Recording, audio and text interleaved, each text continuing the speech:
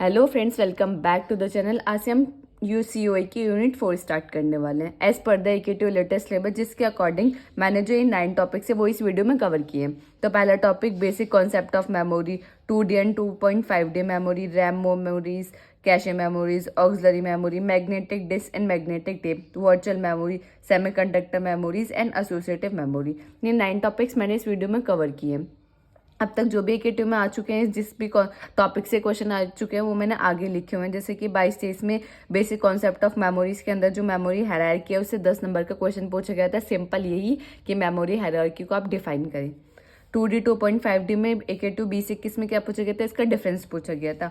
Auxiliary memory से magnetic disk और magnetic tape इसमें टॉपिक आता है, सब टॉपिक इसका, उससे 10 नंबर का क्वेश्चन पूछा गया था। Virtual memory, associative memory. तो आप इस वीडियो को कंप्लीट देखिए, ये यूनिट आपकी काफ़ी अच्छे से हो जाएगी। अब हमारा बेसिक टर्मिनोलॉजीज आती है, इसमें सबसे पहले आता है मेमोरी। मेमोरी है क्या? मेमोरी हमने पढ़ा है कि मेमोरी बेसिक कॉन्सेप्ट हमारा मेमोरी क्या है, एक मोस्ट एसेंशियल कंपोनेंट है हमारे किसी भी कंप्यूटर सिस्टम का। क्या है? बहुत एसेंशियल, बहुत इंपॉर्टेंट पार्ट है हमारे कंप्यूटर सिस्टम का। जैसे मेमोरी है क्या? Any physical device use to store data, information और इंस्ट्रक्शन टेम्परेरी और परमानेंटली। हमें क्या करते हैं, मेमोरी एक ऐसी चीज़ है, क्या है वो, एक डिवाइस है, ऐसे डिवाइस है जिसमें हम क्या करते हैं, कोई भी डेटा या इन्फॉर्मेशन को स्टोर करते हैं, या तो टेम्परेरी करेंगे या परमानेंटली करेंगे। तो जैसे कि आप एग्जांपल से समझे, हमारे पास कोई कंटेनर है, कंटेनर के हमें अंदर कुछ चीज़ रखनी है, या हमें कोई भी चीज़ हमें एक जगह रखनी है। जैसे कि मेरे को कोई भी दाल है, तो दाल को मुझे किसी चीज़ में रखना है, तो मेरे पास एक कंटेनर होता है दाल के लिए। तो वहाँ क्या, मेरे पास एक डिवाइस है जहाँ मेरे पास एक कंटेनर है डिवाइस के तौर पे, जिसमें मैं स्टोर कर सकती हूँ किसको, दाल को एक जगह रख सकती हूँ। तो वो क्या है, इस तरीके से, एक तरीके से कंटेनर क्या, एक मेमोरी है। मेमोरी का मतलब क्या है, वो ऐसा पार्ट है जहाँ हम स्टोर कर सकते हैं डेटा या इन्फॉर्मेशन को, या तो टेम्परेरी या परमानेंटली। तो memory is like a container. ठीक है।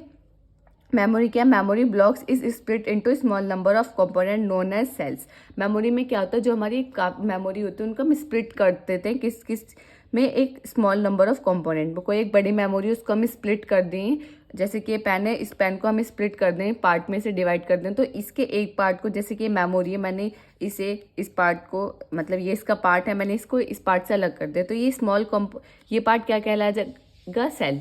क्योंकि ये पूरी एक मेमोरी थी, उसमें से हमने स्प्लिट कर दिए हैं कुछ पार्ट, और एक पार्ट को, हर पार्ट को हम क्या बोल रहे हैं, सेल्स। इस पार्ट को सेल्स बोलने, अगर हम इसको भी स्प्लिट कर दें, तो ये क्या है, ये एक सेल है, ये एक सेल है, ये एक सेल है। और हर सेल के पास, नेक्स्ट पॉइंट में क्या लिखा, हर सेल के पास एक यूनिक एड्रेस होता है। क्या होता है? यूनिक एड्रेस होता है to store data in memory, जिससे हम डेटा को स्टोर कर पाते हैं मेमोरी के अंदर। ठीक है। और उसकी रेंज होती है 0 से साइज -1 तक। यहाँ साइज किसका? मेमोरी का साइज, मेमोरी का साइज -1 तक।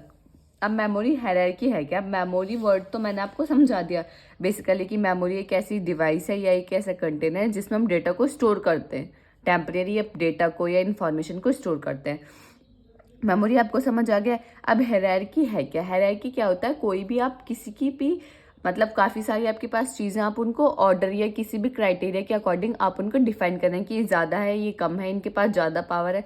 जैसे कि हम अपने कॉलेजेस में देखते हैं, तो सबसे पहले हाई अथॉरिटी हमारी क्या आती है? मैनेजमेंट। मैनेजमेंट के बाद फिर आते हैं हमारे डायरेक्टर्स, डायरेक्टर्स के बाद कहते हैं HODs, HODs की बात करते हैं हमारे फैकल्टीज़। तो ये क्या है कि हायरार्की है कि सबसे ज़्यादा पावर किसके पास है? हमारे मैनेजमेंट के पास। फिर उससे कम पावर, फिर उससे कम किसके पास है? हमारे डायरेक्टर के पास। उससे कम HODs के पास। HODs से कम हमारे फैकल्टीज़ के पास। तो ये क्या है? एक हायरार्की है। हायरार्की क्या होती है? कोई भी आप चीज़ या कोई भी किसी भी ऑर्डर में, कोई भी आप किसी भी ऑर्डर में या कोई भी क्राइटेरिया के अकॉर्डिंग किसी को डिफाइन कर सके कि ये ज़्यादा है, ये कम है। ये होती है हायरार्की। अब इसी तरीके से मेमोरी के अंदर एक हायरार्की है। अब मेमोरी हायरार्की हमने किस तरीके से डिफाइन की है? कोई तो क्राइटेरिया होगा, जैसे कि हमने कॉलेज में फैकल्टीज़ का एग्जाम्पल लिया, तो इसमें भी क्राइटेरिया क्या था? पोजीशन का। तो ऐसे भी मेमोरी के अंदर जब हमने हायरार्की बनाई है, तो उसके अंदर भी कोई भी क्राइटेरिया होगा कि हाँ, हमने इस क्राइटेरिया के अकॉर्डिंग ये हायरार्की बनाई है। तो क्राइटेरिया क्या हो सकता है? इनकी कॉस्ट, इनका साइज, और इनकी स्पीड स्लो है या फास्ट है। तो इन कुछ हमने टर्मिनोलॉजीज यूज़ की हैं, जिसकी वजह से हमने इन्हें क्या किया, एक हायरार्की बना दी है, साइज़ के अकॉर्डिंग, उसकी कॉस्ट के अकॉर्डिंग, उसके स्पीड के अकॉर्डिंग। तो पहला आता है हमारा रजिस्टर। Register memory. रजिस्टर क्या होता है? रजिस्टर हमारा सब इनसाइड द सीपीयू होता है। रजिस्टर जो प्रेजेंट होता है वो कहाँ होता है? इनसाइड द सीपीयू, सीपीयू के अंदर प्रेजेंट होता है। अब वो सीपीयू के अंदर प्रेजेंट होता है जिसकी वजह से वो इनसाइड द सीपीयू होता है, तो उसके पास कुछ भी उसे एक्सेस करना हो तो उसे बहुत लेस टाइम लगता है। क्यों? अगर ये पेन है, ये मेरे पास यहीं रखा हुआ है, तो मुझे एक्सेस करने में इसे बिल्कुल टाइम नहीं लग रहा, बहुत कम टाइम लग रहा है। अगर ये कहीं और रखा हुआ होगा, बाहर होगा, कहीं दूर रखा हुआ होगा, तो क्या लगेगा? मुझे टाइम लगेगा उसको एक्सेस करने में। इसी तरीके से हमारे रजिस्टर्स हैं। तो रजिस्टर्स क्या होते हैं? सीपीयू के अंदर होते हैं, तो बहुत जल्दी कोई भी चीज़ को एक्सेस कर लेते हैं, बहुत लेस टाइम में। लेकिन क्या होता है? रजिस्टर बहुत ज़्यादा मोस्ट एक्सपेंसिव होते हैं और इनका क्या होता है? बहुत स्मॉल साइज होता है। पहला पॉइंट मैंने रजिस्टर के बारे में क्या बताया? वो सीपीयू के अंदर प्रेजेंट होते हैं। दूसरा, ये सीपीयू के अंदर प्रेजेंट होते हैं इसलिए इन्हें बहुत लेस टाइम लगता है किसी भी चीज़ को एक्सेस करने के लिए। ठीक है। थर्ड पॉइंट क्या होता है? कि बहुत एक्सपेंसिव होते हैं। रजिस्टर्स क्या होता है? बहुत ज़्यादा एक्सपेंसिव। फोर्थ पॉइंट क्या बताया? कि रजिस्टर्स का साइज़ क्या होता है? बहुत स्मॉल होता है, स्मॉल इन साइज होते हैं। और क्या है इसमें कि रजिस्टर को जब भी हम इम्प्लीमेंट करते हैं तो इसमें हम यूज़ करते हैं फ्लिप फ्लॉप्स। ठीक है। रजिस्टर्स में जैसे कि 10 नंबर में क्वेश्चन आया हुआ है हमारा 22-23 में, तो मेमोरी हायरार्की आप बता देंगे, उसके बाद आप रजिस्टर के जो मैंने पॉइंट्स बताए वो आप लिख दें। पहला क्या बताया कि रजिस्टर कहाँ प्रेजेंट होता है? Inside the CPU. दूसरा कहाँ होता है? रजिस्टर इनसाइड द सीपीयू होता है जिसकी वजह से उसे कोई भी चीज़ एक्सेस करने में बहुत कम टाइम लगता है। तीसरा क्या होता है? वो बहुत एक्सपेंसिव होता है। फिर फोर्थ क्या होता है? कि स्मॉल साइज होता है। फिफ्थ क्या होता है? कि हमको इसको रजिस्टर्स को इम्प्लीमेंट करते हैं बाय यूजिंग फ्लिप फ्लॉप्स। ठीक है। फिर आता है हमारे कैशे मेमोरी। कैशे मेमोरी जैसे कि मैंने इसमें लिखा हुआ है कि स्मॉलेस्ट होती है और फास्टर होती है। कैशे मेमोरी हमारे यूज होती है कि हम कोई भी सेगमेंट्स ऑफ प्रोग्राम को स्टोर करें। कोई भी सेगमेंट्स ऑफ प्रोग्राम्स होते हैं तो हम उन्हें अगर स्टोर करेंगे तो हम किस में करेंगे? कैशे मेमोरी में। कैशे मेमोरी क्या होती है? बहुत स्मॉलर होती हैं और बहुत फास्टर होती हैं। ये क्या होता है? ये हमारा जो वो होते हैं, क्या बोलते हैं, रजिस्टर्स मेमोरी होती है, बहुत ज़्यादा एक्सपेंसिव होता है एज कम्पेयर टू रजिस्टर। ये थोड़ी कम एक्सपेंसिव होती है और इसको हम इम्प्लीमेंट किससे करते हैं? रजिस्टर्स को इम्प्लीमेंट करते हैं हम फ्लिप फ्लॉप से, और इसको इम्प्लीमेंट करते हैं बाय यूजिंग स्टैटिक रैम। अब जैसे आप पढ़ेंगे अभी सेमीकंडक्टर मेमोरीज में, तो उसमें मैं आपको बताऊंगी स्टैटिक और डायनेमिक रैम क्या होती है। तो कैशे मेमोरी को हम किससे इम्प्लीमेंट करते हैं? By using static RAM. ठीक है। और ये भी एक्सपेंसिव होती है लेकिन इसके कंपैरिजन में थोड़ी कम एक्सपेंसिव होती है, स्मॉल साइज की होती है। ये तो जैसे मैं आपको बताऊं एक पॉइंट कि ये जो स्मॉल रजिस्टर्स जो होते हैं वो स्मॉल साइज के होते हैं, लेकिन वो स्मॉल साइज में ये किलो बाइट्स में होते हैं, और कैशे मेमोरीज किस में होती है? ये मेगा बाइट्स में होती हैं। ठीक है। कैशे मेमोरी का क्या बताया मैंने? पहला पॉइंट क्या बताया कि कैशे मेमोरी किसको स्टोर करते हैं? सेगमेंट्स ऑफ प्रोग्राम्स हमें कभी भी स्टोर करने हो तो उसमें हम यूज करते हैं कैशे मेमोरी। दूसरा मेन पॉइंट क्या बताया? कि एक्सपेंसिव होती हैं, ये भी एक्सपेंसिव होती हैं। और फोर्थ पॉइंट क्या बताया मैंने? कि ये भी स्मॉल साइज होती है, जनरली स्मॉल साइज की होती है, लेकिन ये किस में होती हैं? ये मेगा बाइट्स में होती हैं। और ये रजिस्टर्स मैंने किस में बताया? ये किलो बाइट्स में होते हैं। और इसको हम इम्प्लीमेंट करते हैं बाय यूजिंग स्टैटिक रैम, और रजिस्टर्स को इम्प्लीमेंट करते हैं बाय यूजिंग फ्लिप फ्लॉप्स। अब हमारा आता है मेन मेमोरी। मेन मेमोरी तो सेंट्रल स्टोरेज, जैसे कि मेन मेमोरी तो लग रहा है कि हाँ कुछ मेन पार्ट है, जैसे कि इसका नाम है मेन मेमोरी, तो काफ़ी इंपॉर्टेंट इसका वर्क है। जैसे कि मैं आपको बताती हूँ मेन मेमोरी क्या है। Central storage unit in a computer system. Computer system में सेंट्रल स्टोरेज यूनिट को हम क्या बोलते हैं? Main memory. मेन मेमोरी क्या होती है? फास्ट मेमोरी होती है, यूज टू स्टोर प्रोग्राम और डेटा ड्यूरिंग एग्जीक्यूशन। जब भी हम किसी भी प्रोग्राम डेटा का एग्जीक्यूशन करते हैं तो हम क्या करते हैं? उसमें प्रोग्राम्स को स्टोर कर देते हैं। फास्ट होती है और क्या करते हैं इसमें? हम स्टोर करते हैं प्रोग्राम्स। कब भी स्टोर करते हैं प्रोग्राम्स? जब भी हम एग्जीक्यूशन करते हैं प्रोग्राम के एग्जीक्यूशन करते समय हम प्रोग्राम को स्टोर भी कर सकते हैं किसके अंदर? मेन मेमोरी के अंदर। मेन मेमोरी क्या होती है? फास्ट होती है। ठीक है। और तो बस इसमें कुछ ऐसा। अच्छा, ऑक्सिलरी मेमोरी बच गई। अब ऑक्सिलरी मेमोरी क्या होती है? ऑक्सिलरी मेमोरी मैंने आपको आगे मतलब ये मैंने यहाँ इसलिए एक्सप्लेन नहीं करा क्योंकि मैंने आगे से डिटेल में एक्सप्लेन किया है ऑक्सिलरी मेमोरी को। ये रही पूरा यहाँ एक्सप्लेन किया है, तो मैं आपको ऐसे थोड़ा सा बता देती हूँ ऑक्सिलरी मेमोरी क्या होती है। ऑक्सिलरी मेमोरी जो होती है वो ऐसी डिवाइस है या ऐसी डिवाइस है, वो क्या है? वो डायरेक्टली कम्युनिकेट करती है सीपीयू से। It is directly communicate with the CPU and with auxiliary memory device and input processors.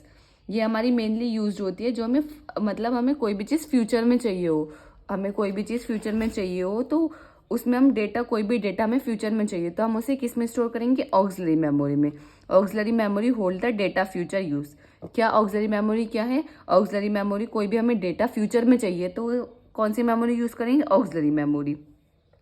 Retain information even the power fails, program information और preserve over a long term storage. वही कि एक long term storage के लिए, एक long time के लिए हमें कोई भी डेटा को स्टोर करना हो तो उसके लिए हम कौन सी मेमोरी यूज़ करेंगे, ऑक्सिलरी मेमोरी। ये इसके क्या है, लो कॉस्ट होती है। देखो रजिस्टर्स, कैशेज इनके बहुत एक्सपेंसिव होते हैं, जबकि ये क्या होती है, लो कॉस्ट होती है, हाई स्पेस, इसके पास स्पेस बहुत ज़्यादा होता है, स्लो अप्रोच होती है, स्टोरेज इन लार्ज स्टोरेज होती है इसके पास। आई थिंक ये आपको समझ आ गया होगा मेमोरी हायरार्की के बारे में। पहले मेमोरी, फिर मेमोरी हायरार्की। मेमोरी हायरार्की में ये मैंने आपको चारों पॉइंट क्लियर कर दिए। अब इसमें क्या है, अब जैसे कि हम ऊपर से नीचे चलेंगे, टॉप टू डाउन जाएंगे तो साइज क्या होगा, इंक्रीज होगा, और बॉटम टू अप जाएंगे तो स्पीड इंक्रीज होगी। तो ये आप अच्छे से डायग्राम बना के आए, इसको अच्छे से जो जो मैंने आपको बोल के बताया आप उनको अच्छे से डिटेल में एक्सप्लेन करके आए, तो 10 नंबर आपको मिल जाएंगे। मतलब 10 में से 8-9 तो मिल जाएंगे अगर आप डायग्राम भी बनाएंगे, उन सब चीज़ों को अच्छे से एक्सप्लेन भी करेंगे। नेक्स्ट है हमारा सेमीकंडक्टर मेमोरीज। अब हमारे पास मेमोरीज तो थी, हमारे पास ऑलरेडी है। मेमोरी के बारे में हम पढ़ रहे हैं कि एक स्टोरेज यूनिट है, वो स्टोर करते हैं डेटा को, इन्फॉर्मेशन को। अब सेमीकंडक्टर मेमोरीज क्या है, सेमीकंडक्टर मेमोरीज आप याद रखें वो हमारे यूज होती हैं फॉर डिजिटल डेटा को स्टोर करने के लिए। ठीक है, तो डिजिटल डेटा कभी भी हमें स्टोर करना होता है, हमें कौन सी मेमोरी यूज़ करनी है, सेमीकंडक्टर मेमोरीज का हमें यूज़ करना है। ये क्या होते हैं, ये स्मॉल साइज़ की होती हैं, इनके पास लार्ज कैपेसिटी होती है और रिलायबल वर्किंग। रिलायबल मतलब कि अगर हमारा एनवायरमेंटल चेंज होता है तो वो भी वर्क करते हैं। ऐसे नहीं है कि ये एक ही पर्टिकुलर किसी काम के लिए बने कि इसी एनवायरमेंट में करेंगी, अगर उसे हम चेंज भी करते हैं तो वो रिलायबल, वो अपने अकॉर्डिंग एनवायरमेंट के अकॉर्डिंग चेंज कर लेती है। सेमीकंडक्टर मेमोरीज क्या होती हैं, एक बार और बता देती हूँ, डिजिटल डेटा को स्टोर करने के लिए यूज़ होती है, स्मॉल साइज होता है इनके पास, लार्ज कैपेसिटी होती है और रिलायबल वर्किंग होती है।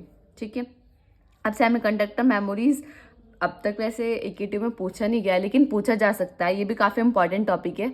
तो आप इसमें डायग्राम, अगर सेमीकंडक्टर मेमोरीज आता है तो आप डायग्राम बहुत इंपॉर्टेंट है, आप ज़रूर बना के आएँ। अब इसमें है क्या, रैम। पहले हमें क्या कराएंगे, सेमीकंडक्टर मेमोरीज में सबसे पहले हमें पता है, हम जब से हम पढ़ते हैं कि रैम रोम, स्टार्टिंग से हमें जब भी 6-7 क्लास में पढ़ते हैं तो यही पता होता है कि कंप्यूटर के अंदर एक रैम होता है, रोम होता है, रीड ओनली मेमोरी और रैंडम एक्सेस मेमोरी। तो सबसे पहले हम क्या करेंगे, डिवाइडेशन किया हमने रैम और रोम में, वही। ठीक है, अब रैम के अंदर क्या है, स्टैटिक और डायनेमिक रैम, और रोम के अंदर mask programmable ROM, P ROM, E ROM, E P, E P R O M S, E A P R O M S. तो ये क्या है, ये रोम का डिवाइडेशन है, रैम का डिवाइडेशन है। सेमीकंडक्टर मेमोरीज का आपको ये डायग्राम बहुत इंपॉर्टेंट है, ये आपको बना के आना अगर ये पूछा गया है। अब रैम को हम बोलते हैं वोलेटाइल मेमोरी। अब वोलेटाइल मेमोरी होती क्या है, वोलेटाइल मेमोरी आप एक बार डेफिनेशन पढ़ें, memories that store data temporary, data is store only till the duration power supply to the AC is on, IC is on. मतलब कोई भी क्या होती है, वोलेटाइल मेमोरी भी एक तरीके की मेमोरी है जो क्या करते हैं, डेटा को टेम्परेरी स्टोर करते हैं, लेकिन जब तक उसे पावर सप्लाई मिलेगी वो तब तक तो ठीक है स्टोर करेगी। जैसे ही आपने ऑफ किया, स्विच ऑफ किया, पावर सप्लाई ऑफ करी, वो डेटा क्या हो गया, लॉस हो गया। सिर्फ ये डेटा कब तक रखती है अपने पास, जब तक किसके पास पावर रहती है, तो तब तक तो ये डेटा अपना स्टोर करके रखेगी, लेकिन आप जैसे इसकी पावर ऑफ कर देंगे वो डेटा क्या हो जाएगा, लॉस हो जाएगा। तो वो क्या होती है, volatile memory. Once the supply get off the data is lost. ठीक है, वही मैंने बोला, वोलेटाइल मेमोरीज क्या होती हैं, वो मेमोरीज होती हैं जो डेटा, तो ऑब्वियसली वोलेटाइल मेमोरी वर्ड आ रहा है तो इसका मतलब क्या, वो स्टोर ही करेगी डेटा या इन्फॉर्मेशन को, टेम्परेरी करती है ये वोलेटाइल मेमोरी। और दूसरा क्या है, ये कब तक रखेगी अपने डेटा या इन्फॉर्मेशन को अपने अंदर, तब तक स्टोर रखेगी जब तक आप इसकी पावर को ऑन रखेंगे, तब तक रखेगी, पावर ऑफ वैसे ही डेटा लॉस, वो होती है वोलेटाइल मेमोरी। अब रोम जो होते हैं, रोम हमारी नॉन वोलेटाइल होती है। वोलेटाइल आपको समझ आ गई, जस्ट इसका अपोजिट है नॉन वोलेटाइल। नॉन वोलेटाइल क्या है, data retain in memory even if the power supplies use off the data store permanently. RAM volatile में क्या करते हैं, हम टेम्परेरी स्टोर करते हैं, जबकि नॉन वोलेटाइल में क्या करते हैं, हम जो डेटा उसको परमानेंटली स्टोर करते हैं। इसमें क्या होता है, इसमें जो डेटा अगर आप पावर ऑफ कर देंगे वो तब भी डेटा लॉस नहीं होगा, तब भी डेटा स्टोर रहेगा। तो वो कौन सी होती है, रोम, उसको हम क्या बोलते हैं, नॉन वोलेटाइल। अब पहला आता है हमारा स्टैटिक रैम।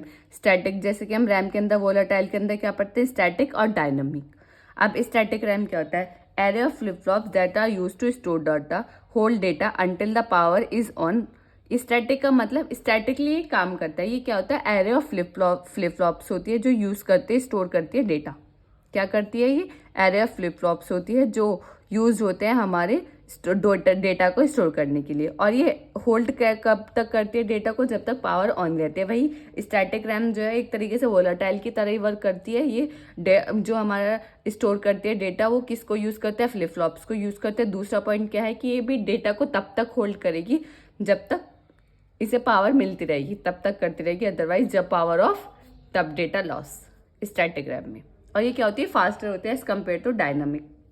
अब डायनामिक रैम, ठीक है। दूसरा, इसमें रैम के अंदर पहले स्टैटिक आता है फिर डायनामिक आता है। अब डायनामिक क्या होता है, it is also a read write memory. ये क्या है, एक read write memory that store data in form of capacitor. ये क्या करती है, ये डेटा को, ये तो फ्लिप फ्लॉप्स यूज करता है, ये क्या यूज करता है डेटा को स्टोर करने के लिए, कैपेसिटर और ट्रांजिस्टर। ये store charges take some milli seconds to get disappear, so periodic refreshing of element is required. मतलब क्या है इसका मतलब, आप कैपेसिटर और ट्रांजिस्टर्स का यूज़ कर रहे हैं तो तब भी आप कभी भी डेटा को स्टोर करेंगे तो आपको बार बार रिफ्रेश करने की ज़रूरत पड़ेगी, क्योंकि वो थोड़ा टाइम लेगा, मिली सेकेंड लेगा उसको डिसअपियर करने में। आप कुछ भी डिलीट कर रहे हैं, कुछ भी उसमें ऐड ऑन कर रहे हैं, तो उसमें क्या करेगा, आप मेमोरी में वो थोड़ा टाइम लेगा, मिली सेकेंड लेगा डिसअपियर होने में या अपियर होने में। तो उसमें क्या करना पड़ेगा, आपको बार बार रिफ्रेश करना पड़ेगा। तो रिफ्रेश करने के लिए क्या है, वो एक मतलब एक अच्छा वे नहीं है कि आपको बार बार आप डेटा को स्टोर करें, बार बार उसे रिफ्रेश करें कि वो हुआ या नहीं हुआ। तो ये डायनामिक रैम ज़्यादा बेसिकली इतना as compare to static RAM ये स्लो, फास्टर तो ये है, ये एज कम्पेयर टू ये स्लो होता है। बार बार आप इसको रिफ्रेश करेंगे तो इसमें थोड़ा टाइम लगा, मिली सेकेंड्स लगते हैं लेकिन टाइम तो लगता है ही ना। तो ये फास्टर होता है, स्टैटिक ये थोड़ा इसके अकॉर्डिंग, स्टैटिक रैम के अकॉर्डिंग ये थोड़ा स्लो होता है। इसमें हम क्या यूज़ करते हैं, फ्लिप फ्लॉप्स। इसमें क्या यूज़ करते हैं हम, कैपेसिटर और ट्रांजिस्टर्स। अब हम आते हैं रोम। रोम के बारे में मैंने आपके बता दिया, नॉन वोलेटाइल, नॉन वोलेटाइल का मीन्स भी बता दिया। अब इसमें पहला आता है मास्ड प्रोग्रामेबल रोम। जैसे इसके नाम से पता चल रहा है, प्रोग्रामेबल रोम। देखो, it is also known as ROMs. इसको हम क्या बोलते हैं, रोम्स भी बोलते हैं। In this data is store permanently. इसमें क्या करते हैं, मास्केबल प्रोग्रामेबल रोम में क्या करते हैं, हम डेटा को किस तरीके से स्टोर करते हैं परमानेंटली। अगर हमें डेटा को स्टोर करना हो तो हम किस में जाएंगे, मास्केबल प्रोग्रामेबल रोम में। In this inbuilt feature given by the manufacturer, जो परमानेंटली स्टोर कर रहा है मास्केबल प्रोग्रामेबल रोम, ये क्या है, जब इसको बनाया गया था, जब इसकी मैन्युफैक्चरिंग हुई थी तो ये इसके अंदर इनबिल्ट फीचर था। इनबिल्ट फीचर आपको पता है कि जो आप जैसे फ़ोन लेते हैं तो उसके अंदर कुछ इनबिल्ट फीचर ऑटोमेटिकली आते हैं। इसी तरीके से मास्केबल प्रोग्रामेबल रोम जब इसकी मैन्युफैक्चरिंग हुई थी तो इसके अंदर एक इनबिल्ट फीचर था। क्या इनबिल्ट फीचर था, कि वो जब डेटा को स्टोर करेगी तो वो कैसे करेगी, परमानेंटली करेगी। तो उसको क्या बोलते हैं, मास प्रोग्रामेबल रोम। ठीक है। अब नेक्स्ट आता है हमारा पी रोम। पी रोम, प्रोग्रामेबल रीड ओनली मेमोरी। अब प्रोग्रामेबल रीड ओनली मेमोरी क्या है, P ROM is a programmed memory programmed by the user. By these offer the programmability offer erasing loaded data content. हमें कोई भी data content को erase करना हो तो हमें क्या, कोई भी यूज़र को डेटा इंसर्ट करना हो या डेटा को मतलब कोई भी डेटा को इरेज करना हो तो वो क्या करेगा, प्रोग्रामिंग करेगा, कोडिंग करेगा। जैसे आप CS के स्टूडेंट हैं तो आपको पता होगा, तो वो क्या करेगा, प्रोग्रामिंग करेगा, प्रोग्राम लिखेगा। By this offer reprogrammability after erasing loaded data content. जैसे कि इसके नेम में ही आ रहा है पी रोम। पी रोम इसका नाम क्यों है, प्रोग्रामेबल। प्रोग्रामेबल का मतलब है प्रोग्रामिंग। इसके मतलब अगर हमें कोई भी डेटा को इरेज करना है तो हमें क्या, यूज़र क्या करेगा, प्रोग्रामिंग करेगा। इसके नेम से ही आप याद करें।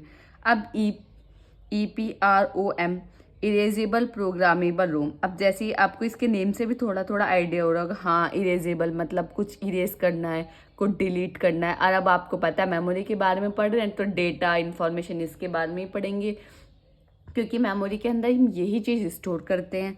अब EPROM, इरेजेबल प्रोग्रामेबल रोम, इसका मतलब क्या है, it can be program number of times. इसको हम प्रोग्राम कर सकते हैं नंबर, एक से ज़्यादा टाइम, नंबर ऑफ टाइम्स, कितनी बार भी हम इसे प्रोग्राम कर सकते हैं, प्रोग्राम कर सकते हैं। In this we use UV light to erase the data. हम इसमें क्या यूज़ करते हैं, यूवी लाइट का यूज़ करते हैं कोई भी डेटा को इरेज करने के लिए। Memory erasing time lies between 10 to 30 minute. जब हम इरेज कर देंगे तो कितना टाइम लगेगा, लगभग 10 to 30 मिनट लेगा ये इरेजेबल प्रोग्रामेबल रोम। ठीक है। अब EAPROMS electrically alternate programmable read only memory. इसका मतलब क्या है, in this we use electrically signal to erase the data. उसमें हम क्या कर रहे थे, उसमें हम यूवी लाइट का यूज़ कर रहे थे। इसमें किसका यूज़ करते हैं, इलेक्ट्रिकल सिग्नल्स का यूज़ करते हैं डेटा को इरेज करने के लिए। इनिशियली डेटा इज इरेज, जब डेटा इरेज हो गया by applying external voltage at the erase pin of the chip. हम इसमें क्या करते हैं, कुछ एक्सटर्नल वोल्टेज देता है जिससे हमारा क्या होता है, डेटा इरेज हो जाता है। So it somewhat increase the complexity of overall system. बार बार आपको, आप एक बात ही सोचे, बार बार आपको कुछ भी इरेज करना है तो आपको बार बार एक्सटर्नल वोल्टेज देनी पड़ेगी इसको कि ये डेटा इरेज कर दो, ये डेटा इरेज कर दो। बार बार आप दे दो तो कभी कभी क्या होता है कि बहुत ज़्यादा कॉम्प्लेक्सिटी को इंक्रीज कर देता है, सिस्टम की कॉम्प्लेक्सिटी, ओवरऑल कॉम्प्लेक्सिटी को इंक्रीज कर देता है कि आपको बहुत डेटा बार बार आपको ज़रूरत पड़ रही है डिलीट करने की, इरेज करने की डेटा, तो आप बार बार आप इसको एक्सटर्नल वोल्टेज दे रहे हैं इरेज करने के लिए। तो काफ़ी बार ये बहुत टाइम कंज्यूमिंग भी हो जाता है, काफ़ी टाइम बहुत कॉम्प्लेक्सिटी भी इसकी इंक्रीज हो जाती है। तो ये हमारा टॉपिक, ये सेमीकंडक्टर मेमोरीज पूरा ये मैंने आपको एक्सप्लेन कर दिया। ये टॉपिक यहीं मतलब ये वाला टॉपिक यहाँ कंप्लीट होता है। अब मैं आपको, जैसे मैंने आपको वोलाटाइल और नॉन वोलाटाइल बताया, तो मैं आपको ये भी बताना चाहती हूँ कि जो हमारे रजिस्टर्स होते हैं, कैशे मेमोरीज होती है, मेन मेमोरीज होती हैं, ये जो फर्स्ट 3 होते हैं, ये जो हमारी मेमोरीज होती हैं क्या होती है, वोलाटाइल होती हैं। और ये जो हमारी ये होती है ऑक्सिलरी मेमोरीज, ये क्या होती है, हमारी नॉन वोलाटाइल। ठीक है, मतलब वोलाटाइल नॉन वोलाटाइल मैंने आपको कॉन्सेप्ट यहाँ समझाया, तो ये मैंने थोड़ा सा वहाँ पे भी आपको बता दिया है कि 10 नंबर में आए तो आप ये भी लिख सकें। अब 2D रैम और 2.5D रैम, ये हमारा 10 नंबर में क्वेश्चन पूछा जा चुका है। सिंपल इसमें क्या क्वेश्चन आता है कि आप इसका डिफरेंस बताइए 2D रैम और 2.5D रैम का। तो मैं आपको ये डिफरेंस बताती हूँ। तो अब 2D RAM, in 2D RAM organization a RAM of 2 की power n into M consisting. इसमें क्या होता है, जो रैम होती है वो क्या होती है, 2 की पावर n इंटू एम होती है, जिसका जो 2 की पावर n इंटू एम क्या इंडिकेट कर रहा है, इसका मतलब 2 की पावर n क्या रिप्रेजेंट करता है कि इसके अंदर मेमोरी के अंदर इतने वर्ड्स हैं, कितने वर्ड्स हैं, 2 की पावर n।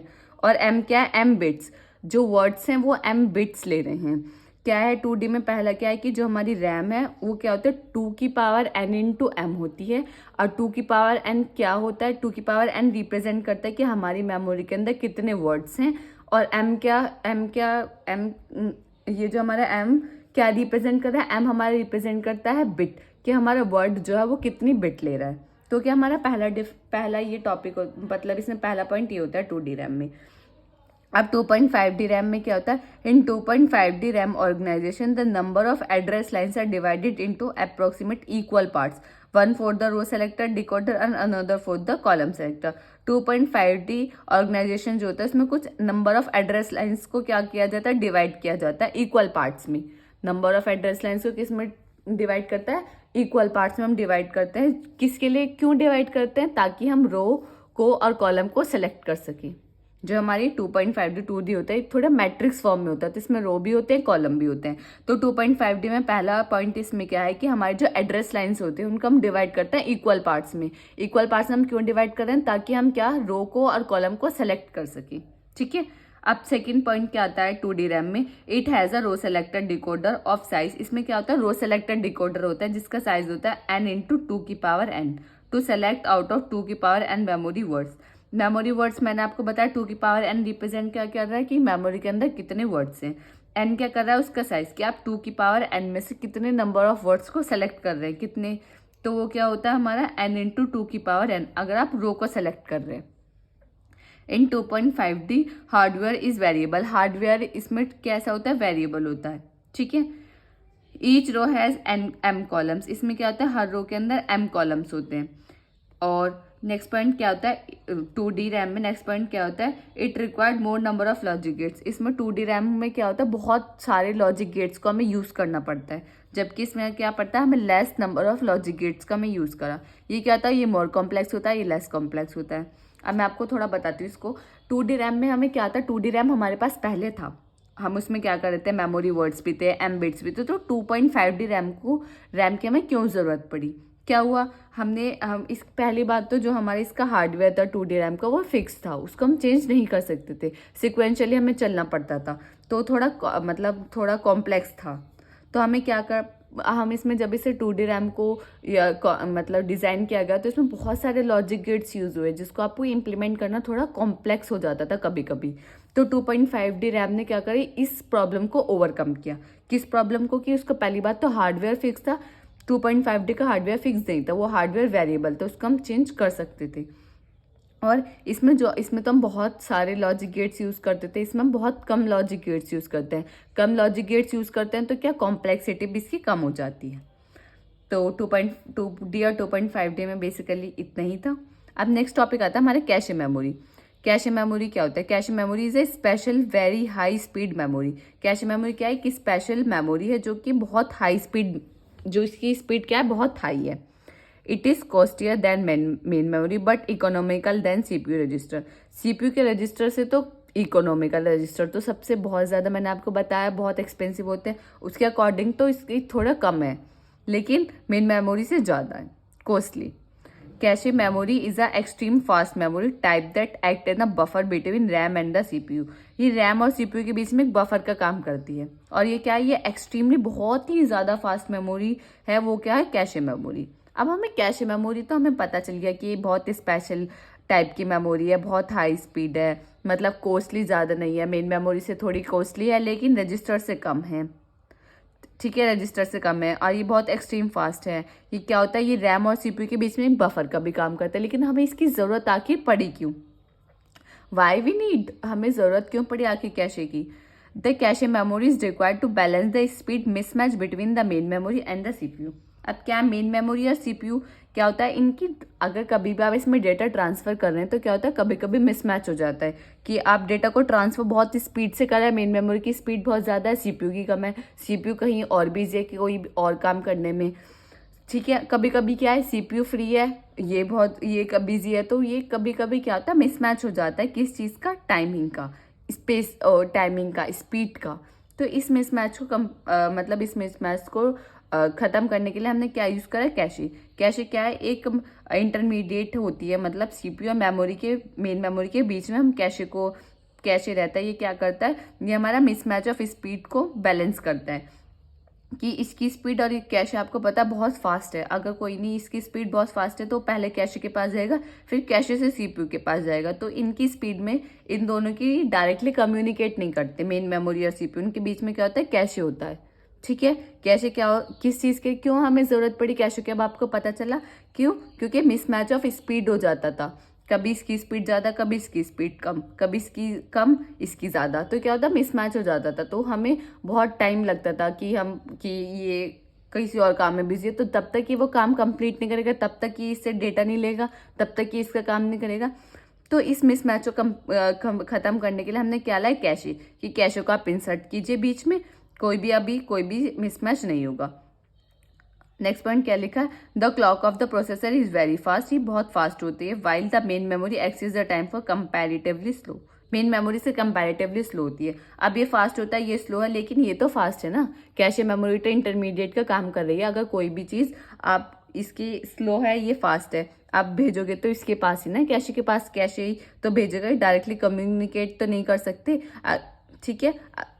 तो ये आपको, आई थिंक कि आपको कैशे समझ आ गया कैशे मेमोरी है क्या, हमें इसकी ज़रूरत क्यों पड़ी। हमें इसकी बस बेसिक ज़रूरत इसलिए पड़ी कि मिसमैच हो रहा था हमारा CPU और मेन मेमोरी की स्पीड में, तो उसको ओवरकम करने के लिए हमने क्या किया, कैशे को इंटरमीडिएट बना दिया कि पहले कोई भी डेटा, कोई भी इंफॉर्मेशन है, पहले वो कैशे के पास जाएगी, फिर ही वो CPU के पास जाएगी। कैशे मेमोरी परफॉर्मेंस इशू, अब कभी कभी इसमें मतलब परफॉर्मेंस इशू क्या कहते हैं, if the CPU needed to read data instruction from memory, the first cache is examined. If the word is found in cache, it is known as cache hit. 2 number में question पूछे जाता है कि cache hit या hit ratio क्या होता है। कोई भी CPU है, उसे कोई भी डेटा को रीड करना है या इंस्ट्रक्शन को कोई भी रीड करना है, किससे, मेमोरी से, तो क्या करेगा, वो सबसे पहले क्या देखेगा कि कैशे है। अगर वो जो डेटा या इन्फॉर्मेशन उसे चाहिए, अगर उस कैशे है तो क्या करेगा, तो उसको अगर वो वर्ड फाउंड हो गया हमें कैशे में वो वर्ड फाउंड करेगा कि हाँ ये है, जो हमें चाहिए वो वर्ड मिल गया तो वो क्या, कैशे हिट। ठीक है, क्या बताया मैंने कि सीपीयू, अगर सीपीयू को क्या कर रहा है, नीड कर रहा है, सीपीयू को ज़रूरत है क्या करने की, कुछ रीड करने की डेटा, कहाँ से, मेमोरी से। तो क्या करेगा, पहले वो देखा, एग्जामाइन करेगा कि वो है, कैशे है या नहीं। अगर कैशे में वो वर्ड हमें फाउंड हो जाता है तो उसको क्या बोलते हैं, उस टाइम को, कि हाँ वर्ड हमें कैशे में फाउंड हो गया है, तो उसको क्या बोलेंगे, कैशे हिट। नेक्स्ट पॉइंट क्या है, the performance of cache memory is frequently measured in term of the quality called cache hit ratio. जो हम कैशे मेमोरी की जो परफॉर्मेंस है उसको मेजर करते हैं एक क्वांटिटी में, जिस क्वांटिटी को हम बोलते हैं हिट रेशो। ठीक है, क्या होता है hit ratio, hit ratio cache memory की परफॉर्मेंस को या परफॉर्मेंस को मेजर करने का एक तरीका है जिसको हम बोलते हैं हिट रेशो। ठीक है, अब कैशे मेमोरी की मैपिंग टेक्निक्स आ जाते हैं कि मैपिंग टेक्निक्स की 3 होती हैं, एसोसिएटिव, डायरेक्ट और सेट एसोसिएटिव मैपिंग। क्या होता है कैशे मेमोरी, मैंने आपको बताया कैशे मेमोरी क्या होती है, उसकी नीड क्यों पड़ी, हमें ज़रूरत क्यों पड़ी, कैशे मेमोरी की परफॉर्मेंस इशू क्या क्या है। अब हम बताएंगे इसी कैशे मेमोरी की मैपिंग हमारी पहले होता है एसोसिएटिव मैपिंग। एसोसिएटिव मैपिंग है क्या, ये फास्ट है and most expensive most flexible cache organization uses associative memory. ये क्या होती है, बहुत फ्लेक्सिबल और वो है एसोसिएटिव मेमोरी क्या है, फास्ट है और बहुत फ्लेक्सिबल कैशे है ये। नेक्स्ट पॉइंट क्या है, in associative mapping cache are made up of associative memory. जो एसोसिएटिव मैपिंग में जो कैशेज होते हैं वो किससे बने होते हैं, एसोसिएटिव मेमोरी से, जो कि हम आगे डिस्कस करेंगे कि एसोसिएटिव मेमोरी है क्या। एसोसिएटिव मैपिंग में जो कैश होते हैं वो किससे बने होते हैं, एसोसिएटिव मेमोरी से। Associative memory is use to store both the address and the data of the memory word. क्या करता है, एसोसिएटिव मेमोरी का जो कैश होते हैं वो किससे बने होते हैं, एसोसिएटिव मेमोरी से। और एसोसिएटिव मेमोरी के पास दोनों चीज़ होती हैं, जो डेटा होता है, डेटा भी होता है और उसका एड्रेस भी होता है। तो क्या होता है, एसोसिएटिव मेमोरी के अंदर 2 चीज़ें होती हैं, डेटा भी होता है और एड्रेस भी होता है। थर्ड पॉइंट क्या होता है, in permit any location in cache to store any word from the main memory. ये परमिट करता है हमें कि कैशे की स्टोर कर सके हम कोई भी वर्ड किस में, मेन मेमोरी में। आई थिंक आपको एसोसिएटिव मैपिंग समझ आ गया होगा। इसमें क्या है, पहला पॉइंट फास्ट है, बहुत फ्लेक्सिबल है। थर्ड क्या, एसोसिएटिव मेमोरी मैपिंग में क्या होता है, कैशेज होते हैं। कैशेज किससे बने होते हैं, एसोसिएटिव मेमोरी से। और एसोसिएटिव मेमोरी क्या कंसिस्ट करती है, 2 चीज़ करते हैं, डेटा भी और एड्रेस भी। और ये क्या करते हैं, परमिट करती है कि कैशे को हम किस में स्टोर कर सकते हैं, मेन मेमोरी में। ये एसोसिएटिव मैपिंग। फिर नेक्स्ट आती है हमारी डायरेक्ट मैपिंग। डायरेक्ट मैपिंग क्या होती है, associative memory are expensive comparatively to RAM. Associative memory क्या होती है, हमारी एक्सपेंसिव होती है कंपेयर टू रैम से। ठीक है, for RAM direct mapping can be use. RAM के लिए हम क्या यूज़ करते हैं, डायरेक्ट मैपिंग। रैम में अगर हम एसोसिएटिव मेमोरी यूज़ करेंगे तो वो हमारी क्या हो जाएगी, बहुत ज़्यादा एक्सपेंसिव हो जाएंगी, तो हम नहीं यूज़ करते। तो हम रैम में क्या यूज़ करेंगे, डायरेक्ट मैपिंग यूज़ करते हैं। ये बहुत सिंपल टेक्निक है। क्या है ये, डायरेक्ट मैपिंग की सिंपल टेक्निक है। अब आपको ये पता चल गया सिंपल है, तो इसमें कॉम्प्लेक्सिटी भी कम होगी, फास्ट ज़्यादा होगा, ये सब आप लिख सकते हैं। तो मेन पॉइंट इसमें क्या है कि एसोसिएटिव डायरेक्ट मैपिंग हम कहाँ यूज़ करते हैं, रैम में अगर हम एसोसिएटिव मेमोरी को एसोसिएटिव मैपिंग का यूज़ करेंगे तो वो क्या हो जाएगी, बहुत ज़्यादा एक्सपेंसिव हो जाएगी। और ये सिंपल टेक्निक है। इसमें एक नोट है, इन मेन मेमोरी में तो होते हैं 2 की पावर n वर्ड्स, और कैशे मेमोरी में होते हैं 2 की पावर k वर्ड्स। ठीक है, अब सेट एसोसिएटिव मेमोरी, हमारे पास एसोसिएटिव मेमोरी, अब मैं आपको, चलो पहले मैं कंप्लीट कर लेती हूँ, उसके बाद बताती हूँ। सेट एसोसिएटिव मेमोरी की हमें ज़रूरत क्यों पड़ी, हमारे पास एसोसिएटिव मेमोरी है, डायरेक्ट है। देखो एसोसिएटिव मेमोरी क्या थी, हमारी थोड़ी एक्सपेंसिव थी, हम उसे रैम में यूज़ नहीं कर सकते थे, तो कोई नहीं, हमारी ओवरकम कर गए हमारी डायरेक्ट मैपिंग ने क्या किया, एसोसिएटिव मेमोरी को ठीक है आप नहीं लगाइए, आप मुझे लगाइए, डायरेक्ट मैपिंग को यूज़ कीजिए रैम में। कोई नहीं, सिंपल थी, थोड़ी वो कॉम्प्लेक्स थी, ये सिंपल थी। अब हमें आखिर एसोसिएटिव मैपिंग की ज़रूरत क्यों पड़ी, जब हमारे पास एसोसिएटिव मैपिंग है, डायरेक्ट मैपिंग है, तो सेट एसोसिएटिव मैपिंग की आखिर हमें ज़रूरत क्यों पड़ी, तो मैं आपको बताती हूँ। Improve from the direct mapping where drawback of direct mapping is removed. Direct mapping में क्या है, ड्रॉबैक है जिसको ये रिमूव करती है। डायरेक्ट मैपिंग ने क्या करा, ड्रॉबैक को रिमूव करा एसोसिएटिव मेमोरी का। अब जो हमारे डायरेक्ट मैपिंग में ड्रॉबैक आया उसको किसने रिमूव किया, सेट एसोसिएटिव मेमोरी में। वो क्या रिमूव किया, 2 words with the same index. अगर कोई भी वर्ड है जिनका सेम इंडेक्स है इन एड्रेस बट डिफरेंट टैग्स, उनके पास क्या है, वो सेम वर्ड है, सेम इंडेक्स है, एक ही एड्रेस पे उनके पास वर्ड भी सेम है और उनका इंडेक्स भी सेम है, बट टैग उनके पास डिफरेंट है, तो cache memory be stored in cache memory at same time. तो क्या वो स्टोर नहीं कर सकते, can not be store cache memory at the same time में दो वर्ड्स के अगर दो वर्ड सेम है तो वो उन्हें स्टोर नहीं कर सकती। तो ये था हमारा ड्रॉबैक। इस ड्रॉबैक को ओवरकम किसने किया, सेट एसोसिएटिव मेमोरी। तो इसका मतलब क्या है कि हम सेट एसोसिएटिव मेमोरी में एक टाइम पे दो वर्ड को स्टोर कर सकते हैं जिनका इंडेक्स सेम है। तो इन देखो नीचे मैंने लिखा हुआ है नेक्स्ट पॉइंट में, इन set associative memory each word of cache can store 2 और more words of memory under the index address creating a set. क्या हम इसमें दो से ज्यादा वर्ड को स्टोर कर सकते हैं जिनका सेम इंडेक्स है, ठीक है। Each data word is store together. अगर हम जो डेटा वर्ड्स है उनको इस कंबाइन करते हैं, मतलब स्टोर कर दें एक साथ, तो वो बनता है टैग। जैसे कि इसमें वर्ड यूज हुआ था कि डिफरेंट टेक्स्ट, तो टैग मैंने यहाँ डिफाइन कर दिया, each data word is store together. अगर हम डेटा वर्ड को स्टोर कर दें एक साथ तो वो क्या बन जाता है, टैग।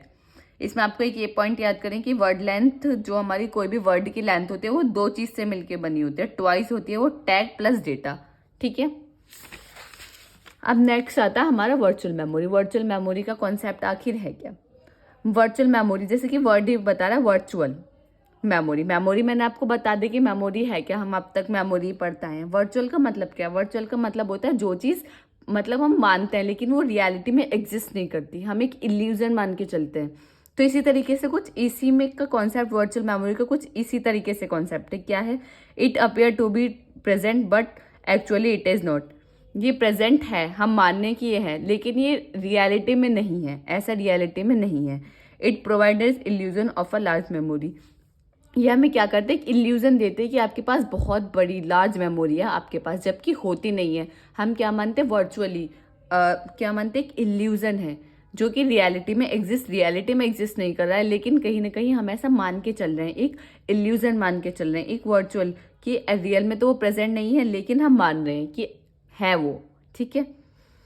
अब नेक्स्ट पॉइंट कहता है virtual memory is the concept that give the illusion to the user. Virtual memory एक ऐसा कॉन्सेप्ट है जो हमें यूजर को एक क्या देते हैं, एक इल्यूजन प्रोवाइड करती है। किस तरीके का इल्यूजन, कि आपकी that they have main memory is equal to the capacity of secondary memory media, कि आपके पास जो मेन मेमोरी का स्टोरेज है वो इक्वल है किसके, सेकेंडरी स्टोरेज मेमोरी का। और सेकेंडरी स्टोरेज मेमोरी जो हमारी होती है वो आपको पता है परमानेंटली डेटा स्टोर करती है, तो उसमें काफ़ी सारी क्या होता है, काफ़ी सारी कैपेसिटी होती है। तो जो मेन मेमोरी की जो कैपेसिटी है उसने क्या करी कि आप इल्यूजन, एक वर्चुअल मेमोरी हमें एक इल्यूजन प्रोवाइड करती है कि हमारे जो स्टोरेज है वो किसका, मेन मेमोरी का, वो इक्वल हो चुका है सेकेंडरी मेमोरी के।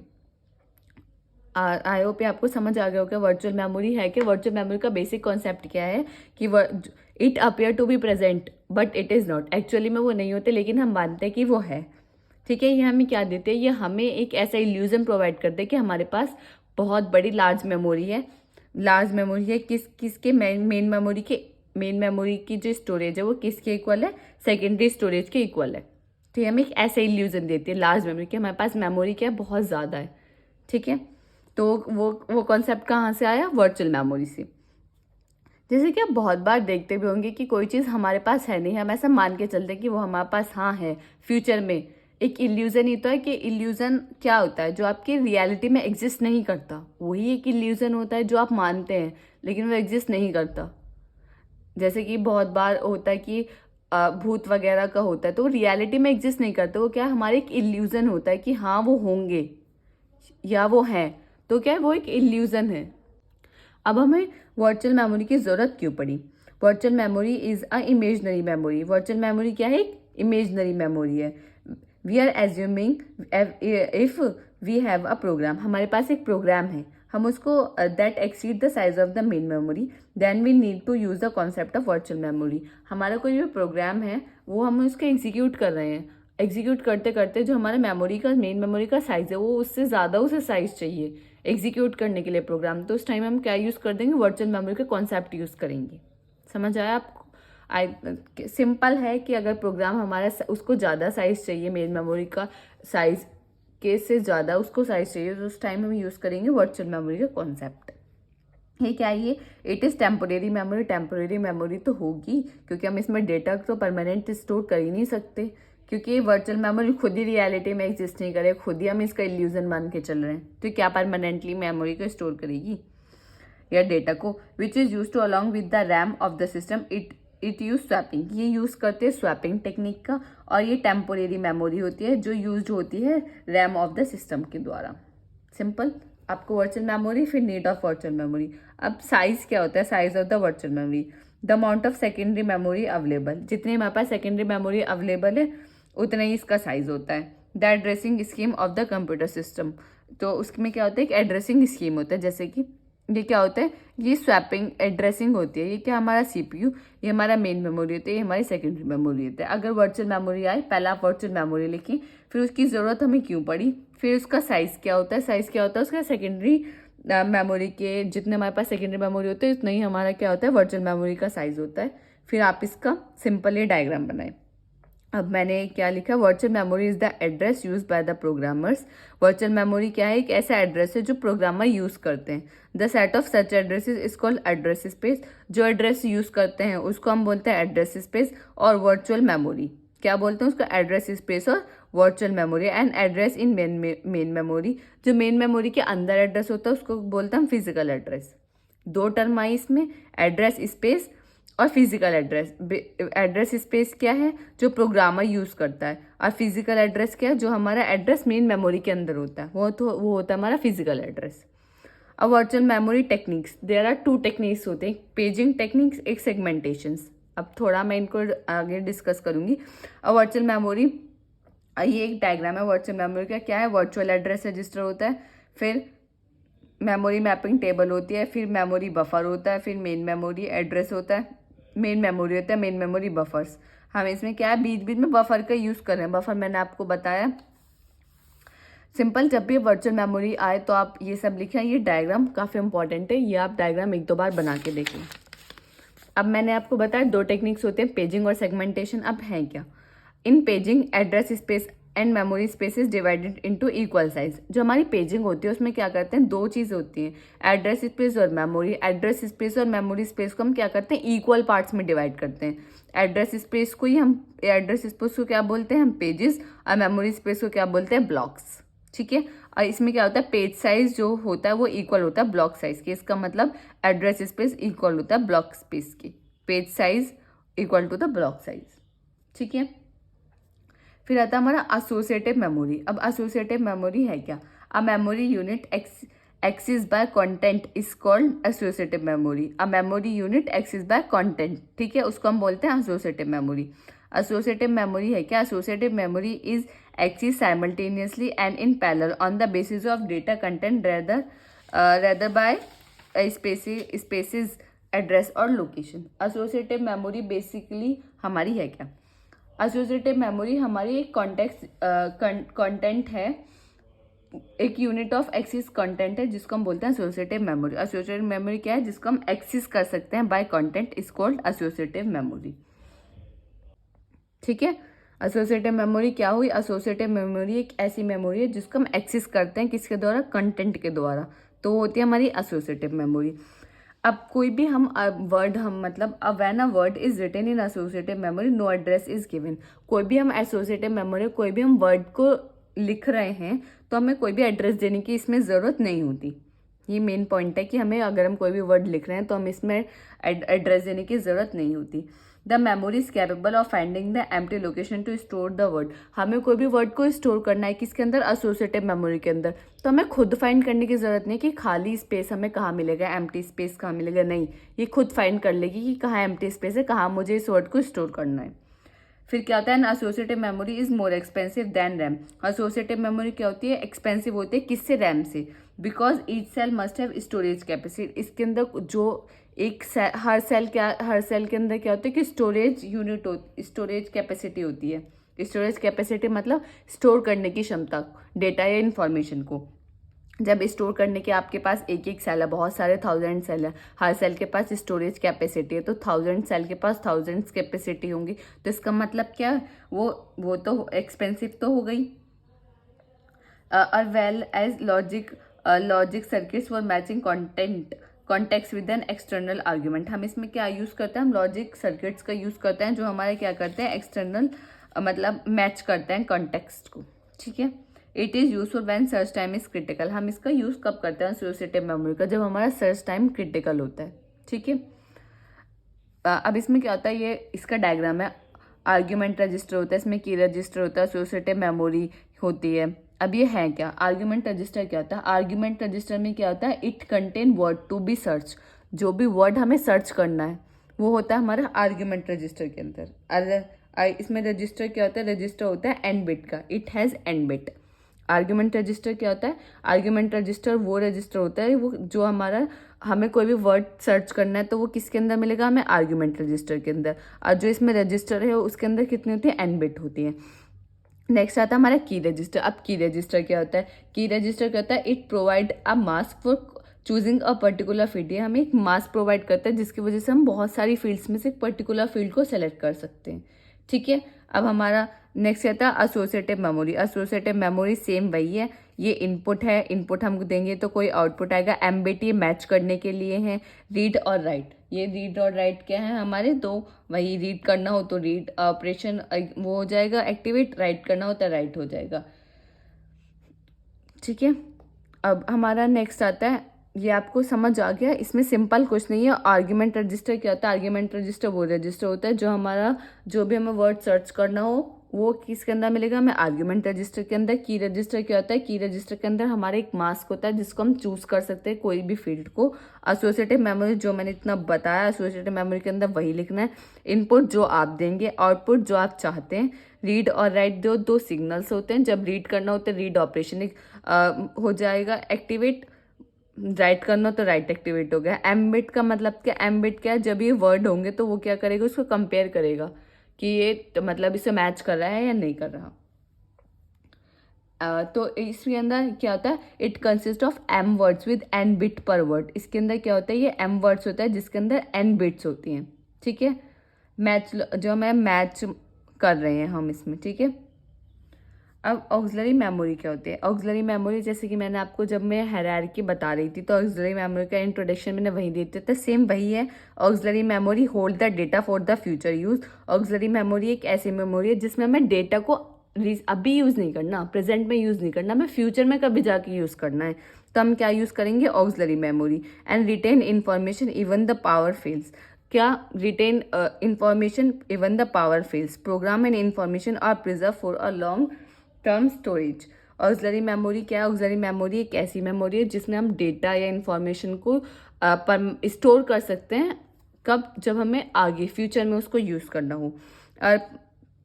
और इसमें दूसरा पॉइंट क्या है कि हमें एक इसे लॉन्ग टाइम तक हम इसमें स्टोरेज कर सकते हैं डेटा या इंफॉर्मेशन का।